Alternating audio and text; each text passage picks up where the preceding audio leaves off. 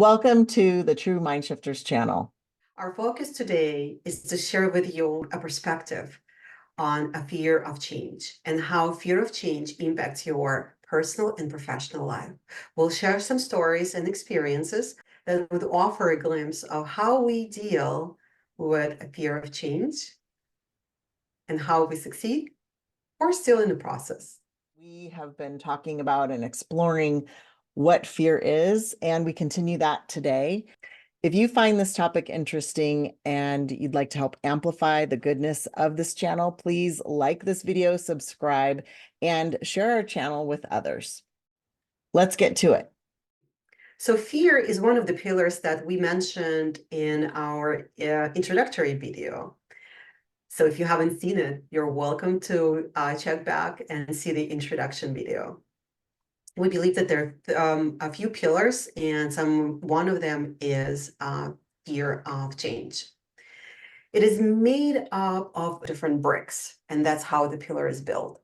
So those bricks are fear of judgment, fear of poverty, fear of illness, and such.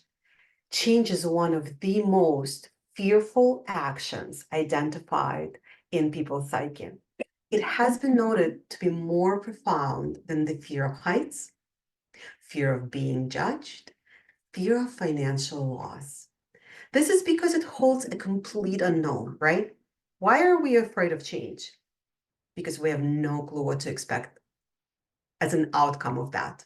When you think about it, it's like jumping in a lake that you've never swum in before, and you don't know what's there, what is out there. Ooh, fear of change. What's so interesting about this topic, fear of change, is that it's so subtle. And at least for myself, it's easily misunderstood for something else. So if I look back at my life and we talk about my childhood, for example, and change, and I think this is true for most children, right? Is change happens to you, right? You're in your environment and change is thrust upon you, as it was for myself. And personally, this happened to me many times as my parents had a very tumultuous relationship, and there was a lot of change. By the time I was 4, my parents had split up. In my life, there were three divorces, 4 marriages. I was able to witness firsthand the change that it was happening with my parents moving, separating rooms, seeing some not great situations. I saw them trying to create something better, tried to change their relationship, but ultimately they divorced. And in some cases, this change brought something better for both of them.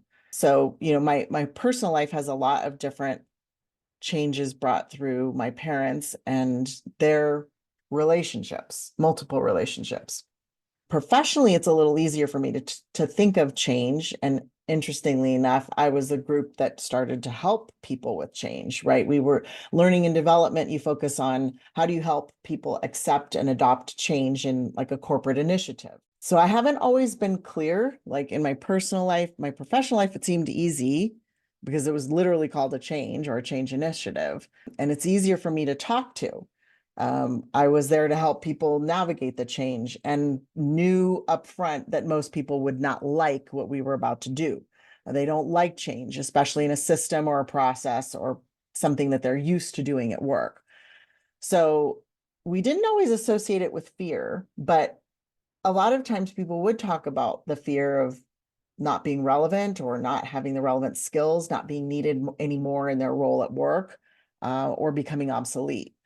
And I didn't associate that with anything bad. In fact, I thought it would be helpful. But one case that I can think of where I was subtly afraid was when a leader came to me and said they needed to change the leadership development program that we had been teaching for 10 years. I had been teaching it for many years. I'd done a bunch of work redoing all the slides, and this would mean that I would have to undo everything. And there was nothing to replace this program with.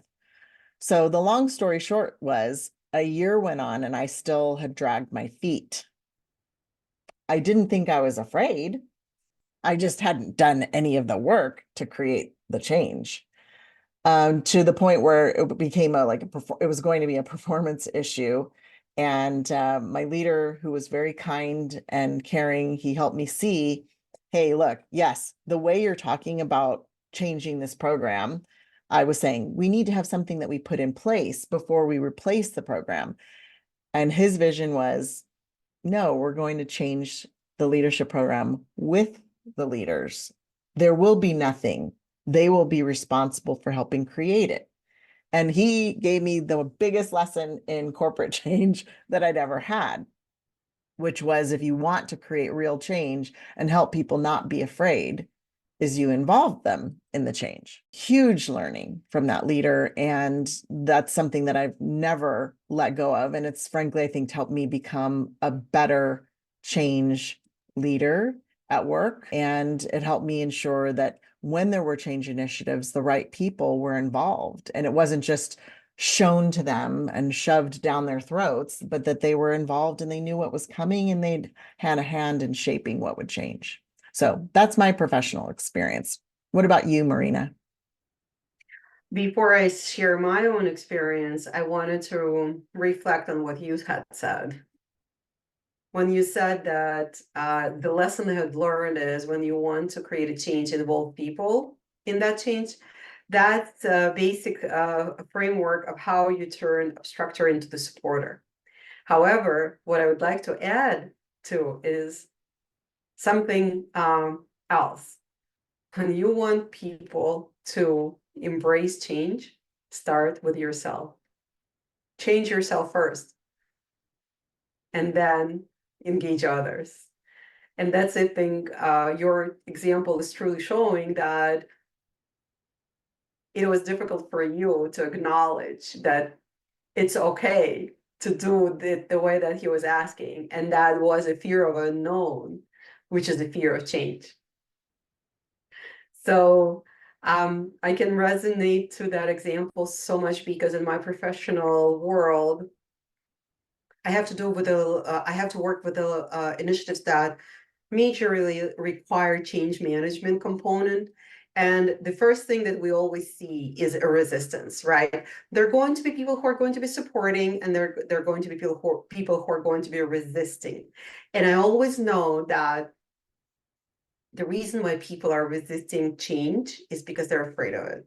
And for some, it's just uncomfortable because they already set up their systems, their processes in a way that is very convenient, easy, and they know what to do with it, right? Where those that are opposing the change, they're afraid of it because they don't know what to expect. They don't know if they're going to fit in. They don't know if they will be able to adapt to it. So that's a lot. There's also a fear of change in personal life. So as you, Eva, provided an amazing example of a professionally related fear of change, I'm going to give an example of a personal fear of change. So I have in general embraced the change as part of life. And I never thought that I'm afraid of it, right? I thought, oh, I am just accepting it, right? Change is coming. Well, when I started reflecting on my life, even in preparation to us having this conversation, I realized not so much. There's still things that I'm afraid of in change. And a great example was just recently when I had to leave a great position, resign with a wonderful company where I was employed for many years. I knew people, I knew processes, I liked what I did, but I had to resign due to the company's policies with people being in different states, not in the state where the company is. And so as I resigned, because I absolutely knew that my husband and I, we wanted to move, and we moved, and both of us actually resigned. We had been faced with a complete fear of change because we had no clue what to expect professionally as a next step. No one guaranteed us jobs. We didn't land jobs before we moved. We were just stepping into it. And it was super scary. It was super stressful to the point that I basically jumped into a next contract too early, as we were just moving, remodeling in the middle of so many activities. So I added additional stress, additional heavy engagement because I have to work on top of what we were doing because I was fearing to just accept the change, let it be, see how things will pan out when the right time comes. That to me was a true example of how I was fearful of change because I realize right now that anytime we have to deal with something we don't know the outcome of, we need to deal with that particular awareness. It's very deep what you're talking about, and maybe this is why it's hard. Um, it feels layered to me, and that I think we go through our lives doing things and not necessarily thinking about why we do things. So personally, it's hard for me to think about what changes I'm afraid of. And other people may see it in me. I don't yet see it in myself. And I say this very humbly, right? That maybe there are things that I resist because I'm afraid, but I'm so used to the behavior that I don't know that I don't really fully understand all the layers there. But one thing that I'm committed to understanding is my resistance, right? Because I can tell you that if I'm resisting a change, I want to understand why. And if that's all I do for right now, that's enough. Because even just me being more thoughtful about what's going on and what's driving me is part of what's key to not being driven by fear. We've talked about it. We'll continue to talk about it. In the Dr. Robinson session, he talked about fear not being the driver, but the passenger. So even by the act of me pausing and thinking about why am I resisting, I think is a good step to take in terms of not being driven by fear. So this is maybe very tactical, but sometimes to change our behaviors, we have to get down to a nitty-gritty level of thought and analysis with a simple question of why am I resisting? Or observing that I'm resisting, asking, why am I resisting? Am I feeling overly attached to something? And can I let it go? Can I let go of what I'm used to and what I've known? So we're used to doing things in certain ways, and sometimes we've invested a lot of time in how we do those things, or we may be afraid that we're going to fail in this, new circumstance or new way. It's complicated. I think if you pull one string, you change one thing, it can have a ripple effect, or shortens other things that we may want longer. I don't know if that makes any sense, but it's complicated, and I I honor its complexity. And by doing this slowly and humbly, I hope that this helps other people think about their own behavior and reactions to change too. When I'm not trying to leap off of tall buildings and say, oh my gosh, I'm not afraid of anything. I'm like, wait a minute, what am I afraid of? And what am I resisting and why? You know, what you're talking about resonates with me tremendously because it makes me understand that what you are going through is self-awareness. And that's one of the amazing tools to utilize on a daily basis, to understand yourself better, to understand your actions and yourself in your actions better. To me, being afraid of change or being afraid or anything else, or dealing with whatever you have to deal with is important part of our lives, of my life. So when we do the self-reflection, at the end of the day, when you just sit back and reflect, okay, I'm afraid of change. I'm very much resistant. Why am I doing it? Is it because it's inconvenient? Is it because I have no clue what to expect? Is this because it may impact me negatively somehow? That's already a huge work that you're doing, Eva. It's a huge work that I'm doing on our path to transformation. And that's why we're talking about it, right? A great thing to do is to utilize many different tools. And one of them, the number one of them, is self-reflection. Don't be afraid to talk to yourself. Don't be afraid to separate yourself from your actions. That's critical. You're a good person. Your actions don't necessarily represent who you are. They represent a certain situation that you're in and how you react to it. So if you use self-reflection and you talk to yourself, you're able to, as Eva said, unpackage that huge unknown into really small, absorbable components that will help you get rid of fear in general, and in this particular case, in fear of change. I have a saying, I've developed that saying quote many years back because all my life has been about dealing with different challenges. The saying goes, if you want to be happy, you have to be brave. And you're, Eva, being exceptionally brave by sharing that you are resistant to change and how it's important for you to embrace it.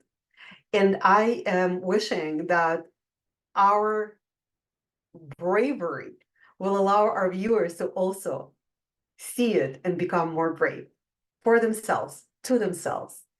The second quote is not by me, but by a great philosopher, and it says, shift your vibrational energy away from fear and notice how calm your life becomes. To me, calm is equal freedom, is equal balance. Therefore, as I am working on my own fears of change and unpacking it and resolving it, I free myself from that fear. And freedom is my core value. It's beautiful, Marina. Thank you. So the other beautiful thing about this, aside from those amazing quotes, is that there is this True Mind Shifters change framework. And we've talked about it before that even if you just do one step, that's great because that's part of creating change in your life, which here we are talking about fear of change, and you can change your fear of change. So you can apply this. And if you're noticing yourself resisting or pushing back or begrudgingly, facing change and sort of having a negative attitude, leveraging that framework, even with just step one, is a beautiful first step of acknowledge that there is this trait or tendency, behavior that could change, and it would help you. So as we wrap up, we would like to leave you with a thought that perhaps as you reflect on a fear of change, you can see it as an opportunity to open a great new door in your life that will allow you to learn new things about yourself and your surroundings or other people, right? Look at the fear of change, not as a fear, but as an opportunity to open a new door to learn. And maybe that will allow you to really resolve that fear so much easier. And also, we hope that the stories, examples, and tools, quotes we're sharing with you will also allow you to understand that we're here for you. We're here and we are on the path of building a community of like-minded people that will help each of us, all of us together, face fears of change or any other ones. and we can support each other during this process. And I say this for myself and for all the viewers, may we all learn to pause and reflect, not move into the state of doing and acting, but really thinking about our reactions to change, because it's a great first step for us to do that. So thank you so much for being with us. We hope this has been helpful. We send you support, empowerment, and love.